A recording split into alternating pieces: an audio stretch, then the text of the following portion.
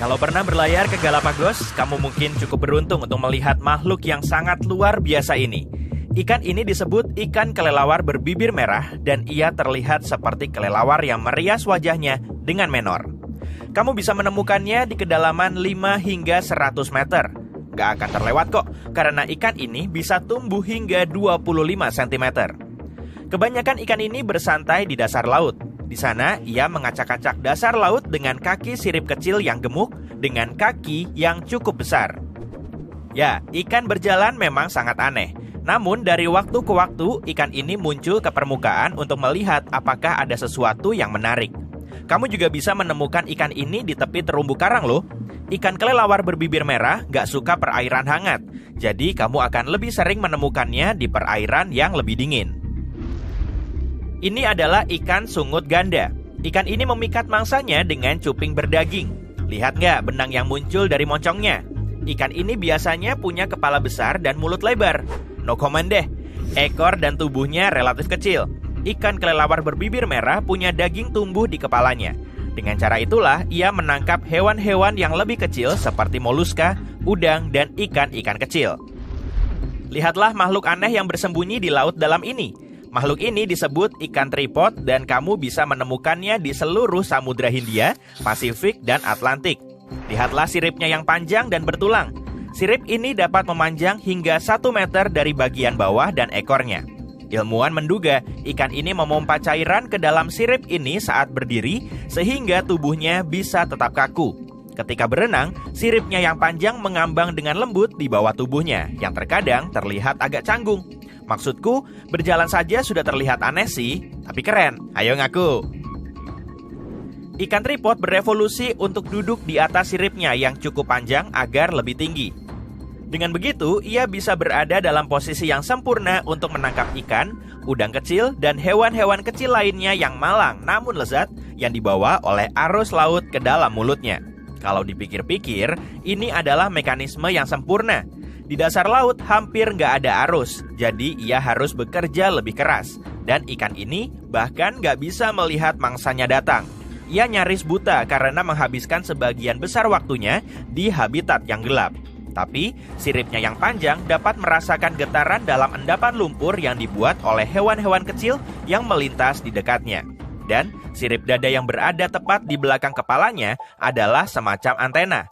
Ini memberi informasi tambahan tentang datangnya makan malam. Ngaku deh, kamu pasti belum pernah melihat hewan yang jutek seperti belut khas ini. Belut ini memang punya sirip panjang dan tubuh yang panjang, apalagi dari namanya. Tapi ia sebenarnya bukan belut. Keluarga belut khas punya anggota yang berbeda, masing-masing punya ciri khasnya. Misalnya, belut tak berwajah. Seperti namanya, spesies ini sebagian besar nggak punya wajah. Beberapa di antaranya punya mata yang berfungsi, sementara yang lain enggak. Beberapa belut mengeluarkan suara aneh saat mencari pasangan. Dan banyak dari belut ini hidup di perairan dalam. Banyak ikan punya sirip perut di bawah tubuhnya. Tapi belut khas lebih canggih loh. Sirip perut mereka berkembang melalui evolusi. Itu sebabnya sekarang ada duri panjang dan ramping di bawah kepalanya. Padahal belut asli bahkan nggak punya sirip perut. Kamu bisa melihat ikan terbang melompat keluar dari perairan laut yang hangat di seluruh dunia. Berkat bentuk tubuhnya yang ramping, ikan ini bisa punya kecepatan sekitar 60 km per jam saat masih di bawah air. Ketika ikan mencapai kecepatan tersebut, ia hanya perlu menuki ke atas dan menembus permukaan. Ikan ini dengan cepat mengibaskan ekornya saat masih di bawah permukaan. Lalu, ia mendorong dirinya sendiri dengan sedikit bantuan dari teman-temannya. Maksudku, dari sirip dada besar yang terlihat seperti sayap. Begitulah cara ikan melarikan diri dari hewan-hewan yang lebih besar yang mengejarnya. Ada begitu banyak predator di luar sana yang mengintai dari kedalaman laut dan berharap bisa menangkap ikan terbang. Misalnya, tuna, makarel, ikan todak, marlin, dan beberapa ikan yang lebih besar lainnya. Tantangannya sangat besar, sehingga ikan terbang perlu mengembangkan strategi yang baik untuk melarikan diri. Tapi ketika ikan berada di permukaan, ia terkadang menjadi target burung. Selain itu, ikan juga tertarik pada cahaya, dan para nelayan tahu itu. Jadi mereka menggunakan cahaya untuk menangkapnya. Sepertinya, semua ingin mengusik ikan ini ya. Pada awalnya, kamu seperti melihat sebuah kantong plastik kecil, tapi sebenarnya ini adalah hewan laut yang nyata. Tapi masih cukup aneh sih, yang bisa tumbuh hingga 15 cm. Dari sudut pandang yang berbeda, kamu bisa melihat bagaimana ia mendapatkan namanya.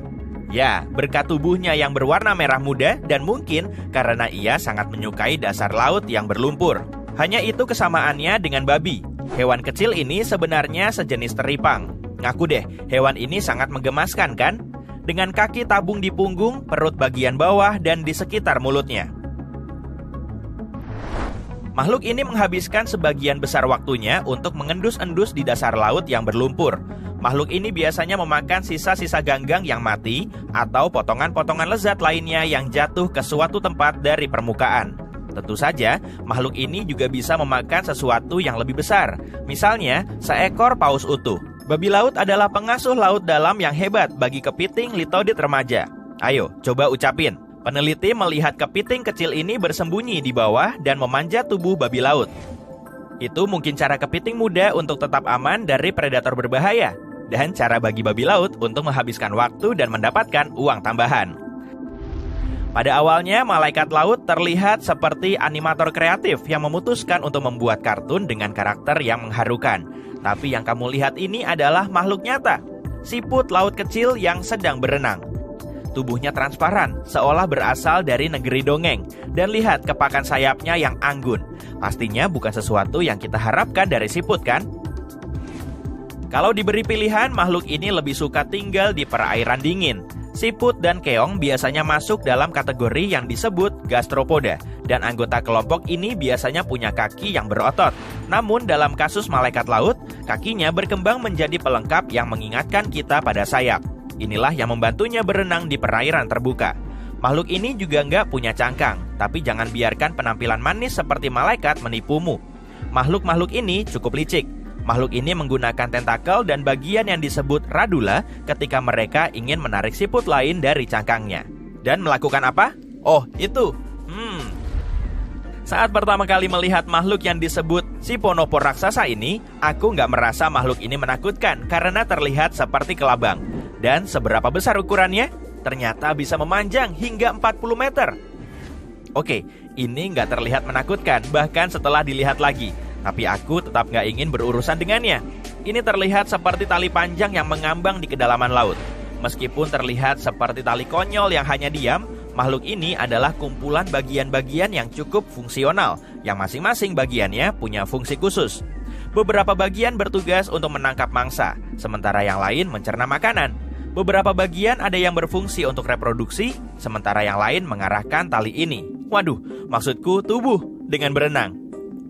Hewan ini bersifat bioluminescent, yang artinya memancarkan cahaya. Ketika ia menabrak benda yang ada di depannya, batangnya akan bersinar dan kamu bisa melihat cahaya biru yang terang. Gurita flapjack ini imut ya. Dengan lengan berselaput yang kekar, mata yang besar, dan sirip yang mengingatkan kita pada telinga di mantelnya, benar-benar menggemaskan ya. Kamu akan menemukan gurita flapjack di dasar laut. Gurita ini senang menghabiskan sebagian besar waktunya di sana, karena di sanalah ia bisa bersantai dan berbaring, seperti pancake. Dan ketika ia merasa sudah waktunya untuk pergi ke suatu tempat, makhluk kecil ini berenang atau melayang-layang di dasar laut. Ia mengepakkan sirip dan mengayunkan jaring lengannya. Dan gak terlihat seperti gurita, lebih seperti jelly yang berdenyut. Ya, memang aneh sih.